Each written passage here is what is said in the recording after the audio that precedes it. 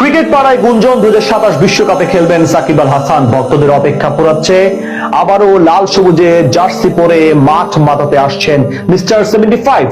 আরো একবার তার বল ও ব্যাট হাতে নৈপুণ্য দেখার অপেক্ষায় সবাই। শিগগিরই হয়তো দেখা যেতে পারে মিরপুর স্টেডিয়ামে সাকিবের দেশে ফেরার সেই গুঞ্জন ও 2027 বিশ্বকাপে থাকা নিয়ে বিস্তারিত এই রিপোর্টে।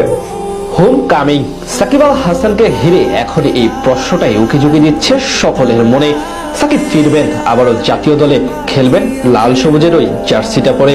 এমন দিন সম্ভবত আর খুব বেশি দূরে নয়।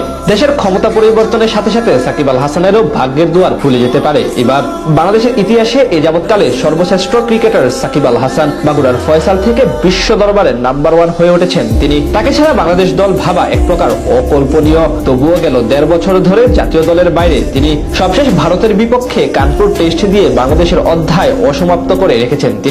এরপর থেকে তার জাতীয় দলে ফেরা এক প্রকার অনিশ্চয়তায় ঢেকে যায়। তবে দেশের পালাবদলে নতুন করে গুঞ্জন উঠেছে বাংলাদেশে প্রত্যাবর্তন করতে পারেন সাকিব আল হাসান। নতুন ক্ষমতাসীন দলের কর্মী, শীর্ষ দলীয় হর্তাকর্তাদের কথাতে সেই আশাই দেখতে পারেন মিস্টার 75 এর ভক্তরা। সাকিব আল হাসান আরেকবার জাতীয় দলের হয়ে খেলতে পারবেন কিনা এমন প্রশ্নের জবাবে এর আগে মহাসচিব ইতিবাচক বার্তাই দিয়েছিলেন।